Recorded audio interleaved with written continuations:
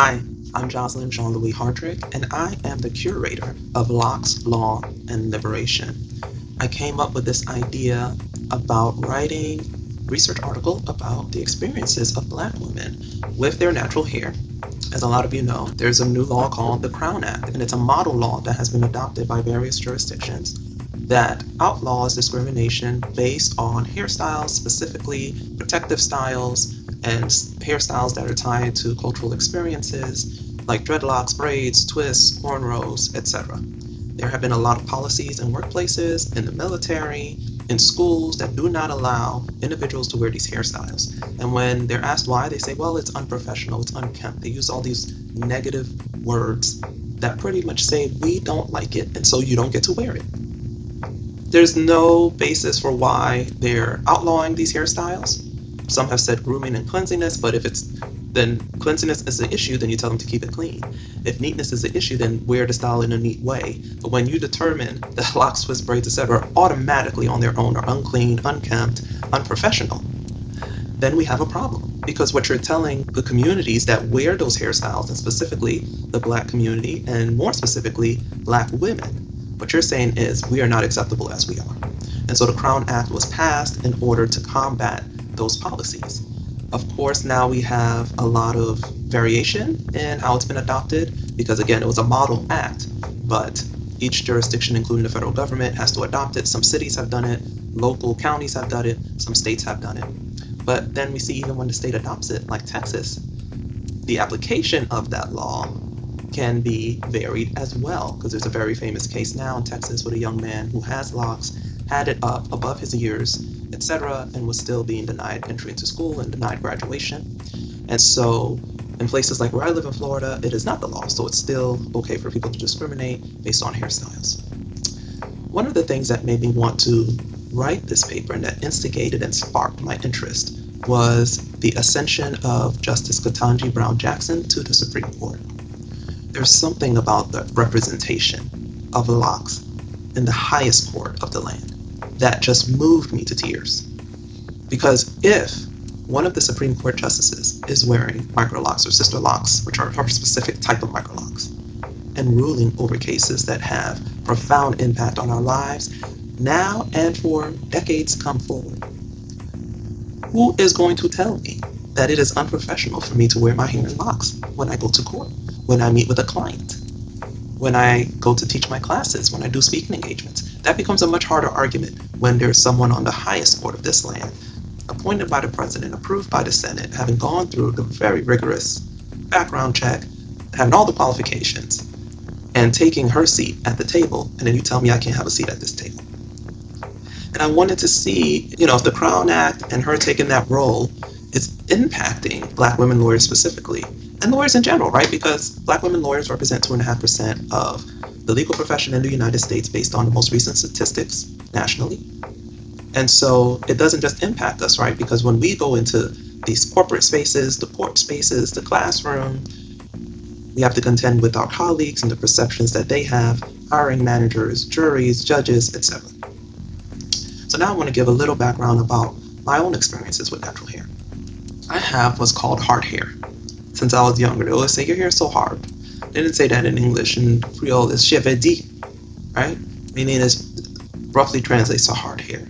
It's very, very coarse, very dry, and it's actually very fragile, so it gets very brittle if you handle it roughly. And because I'm also a highly sensitive person, I'm allergic to a lot of scents. My skin is irritated by a lot of different products. Stuff that doesn't bother anybody else bothers me, especially the stuff they put in hair products. So now I have hair that needs help getting moisturized and softened, but most of the products that are available are making my skin break out and my scalp break out. And so I've had struggles with my hair for a long time. And my mom, when I was younger, said it started coming out in clumps when she would comb it, so she just cut it all off. And I have a picture of that, so I'll share that, and you can see I wasn't very happy about it. Mostly because it just, so much negativity at that point had already been tied to my hair and its texture. For people who have heard hair types, I have like 4C hair. It doesn't really curl at the ends, especially when it's short. It's just kind of zigzag and sticks straight up. And because it has so much texture and zigging and zagging and some curls and coils in there, it's very hard for the natural oil coming out of my scalp to work its way down the hair shaft. And so that's why it's usually dry and very brittle. And then if I use the wrong products, forget it, it's going to be a tangled mess. If I don't detangle it regularly, tangled mess. And so I ended up getting a relaxer probably in elementary school. I was probably 9, and I was like, oh, finally I'm grown up and you can, put a comb through my hair, and it looked real pretty the first time I did it. And it was downhill from there. After that, I got older, so they started using the regular relaxers, which is full-on lye, L-Y-E, lye, and it would burn my scalp. And then all the products, and they add all this extra stuff to try to make it smell good and make it moisturize your hair. Completely irritated my hair, skin, and I burned every single time that I put in a relaxer. Can you imagine? I mean, like second-degree burns, like scabs, whole sections of hair coming out. And part of the problem was they wanted my hair to get super straight. And so they would leave it in as long as possible, but it is burning. And I'm like, I don't want my hair super straight. I just want it to be able to put a comb through it and make it easier to manage. And therein the rub. We've already bought into the lie, L-I-E, pun intended, that our hair is hard to manage. What if we considered that it's not hard to manage and that we just don't know how to manage it and allow it to thrive on its own? If you're trying to get your hair to look like somebody else who has a different type of hair, that is where you have the problem. But we bought into this lie, and I'm saying we, I was included, that our hair was hard to manage and we had to manipulate it and force it to act like someone else's hair in order to be acceptable. So fast forward to high school, I'm turning 18, and I'm like, you know what, this doesn't make sense anymore.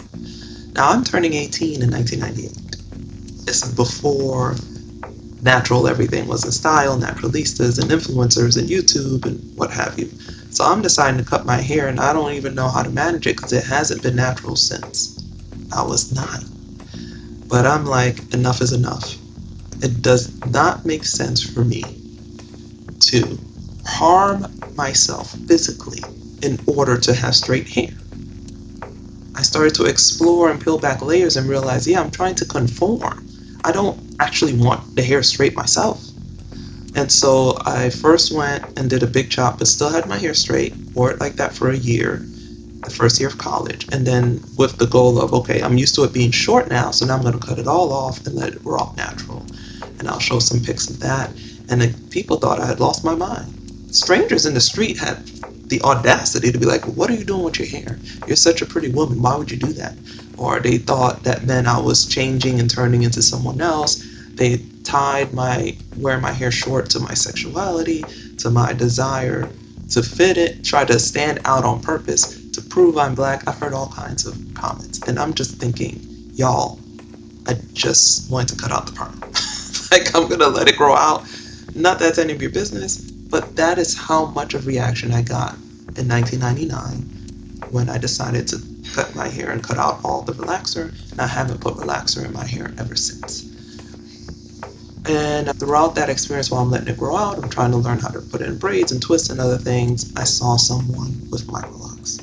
Now, before then, I had seen people like Bob Marley and other Rastafarians, especially because I grew up in Brooklyn, so it's a big Jamaican population there and a lot of Rastafarians. I had seen the locks that were big, like Bob Marley's locks, right? They're called freeform, because what you do is you're just not combing your hair. You just wash it and just let it do what it want to do.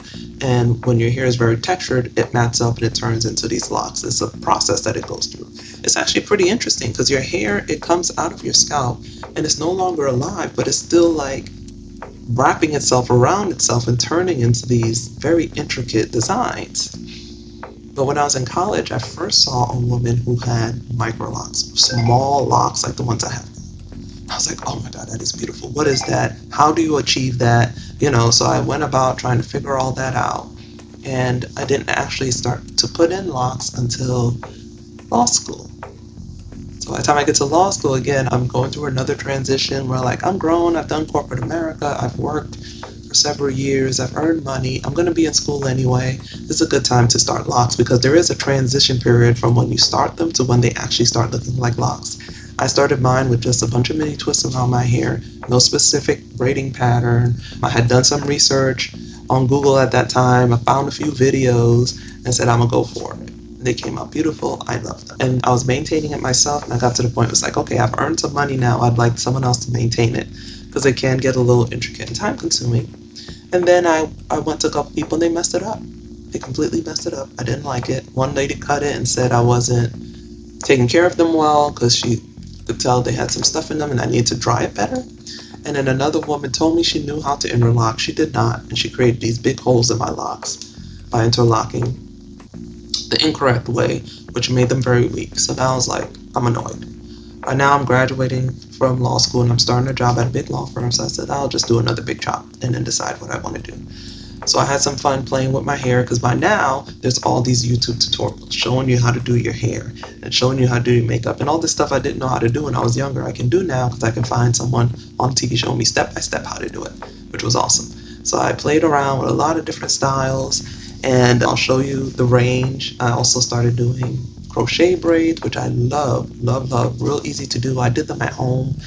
That made it so much easier to maintain my hair. And then I have a child now, so not as much time to sit down at night like I used to play around with my hair. I just needed simple styles, easy to go, always done. So crochet braids did that. And then I got to the point now where now I'm allergic to the synthetic hair that I'm using to do the crochet braids. I'm breaking out all over, so I have to stop using them. And then I thought, okay, I think I'm ready to start my locks again. It's the pandemic by now. And I'm like, again, another good time to go through this awkward transition phase, right? Because I'm going to be working from home and no one's seeing me. So it doesn't really matter what my hair looks like. I can always put a head wrap on or pull it back.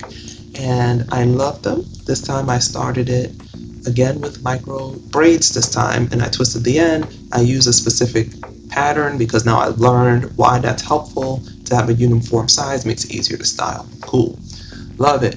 And then I am going along. It's getting long. I'm adding extensions, playing around. I'm coloring it. But the gray is coming in more and more and more. So I'm just touching up with color and playing with fun colors, etc.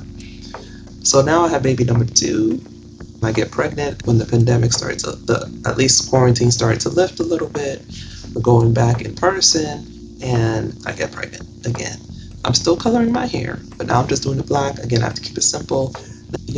42 and pregnant, okay? So it was a rough pregnancy, but I realized that my hair I'm getting more and more gray.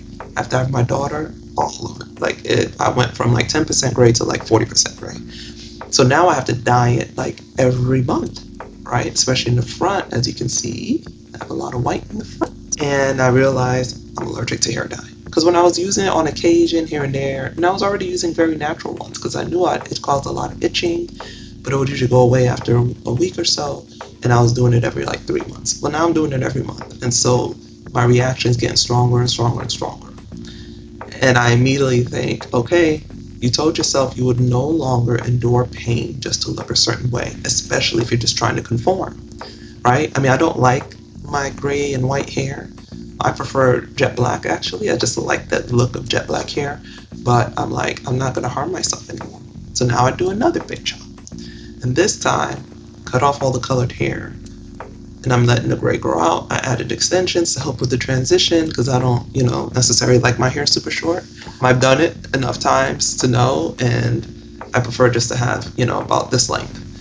And so now I'm going through another transition where I'm not conforming and I'm getting some pushback, like your hair go gray, right? Because I have more gray than my mom and a lot of my family members. And so even the elder women in my family, they either color their hair or wear wigs or extensions. They're not showing their gray.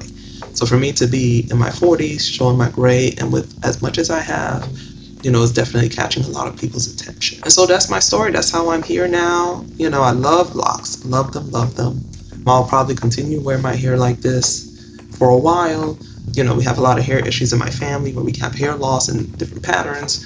We'll see what happens to my hair. I'm going to take care of my health and do the best that I can, but I'm going to wear locks for as long as I can because I just absolutely love them. And my hair, right, that hard hair, that 4C hair, that kinky, dry hair that never wanted to quote-unquote behave, guess what it loves? Locks. My hair wants to lock. Right? Remember I said if I didn't detangle it every couple of weeks, it was going to be really matted up? Well, that's what locks are. My hair is matting up, and I'm just helping it do it by putting it in a certain parting pattern, right? It's called a grid, so that it can lock in these smaller versions. And guess what I don't have to use? Any products. I just have to cleanse my hair and cleanse my scalp.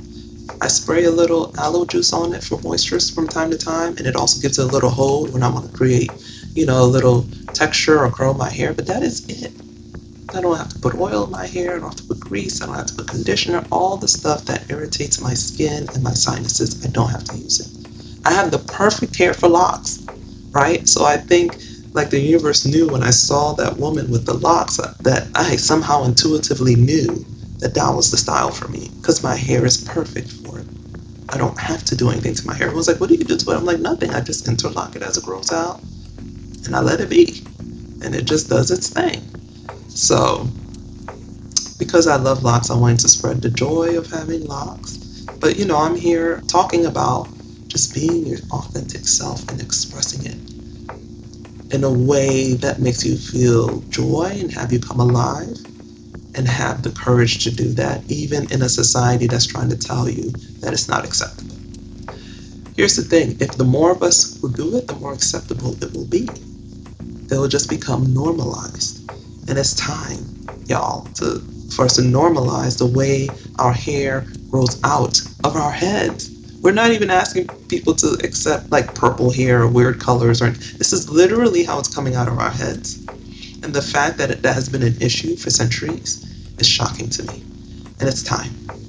And so my thesis is, if we can accept a hairstyle that has been so marginalized, such as locks, and say that is acceptable, that is that will not be discriminated against, then everybody else is also accepted.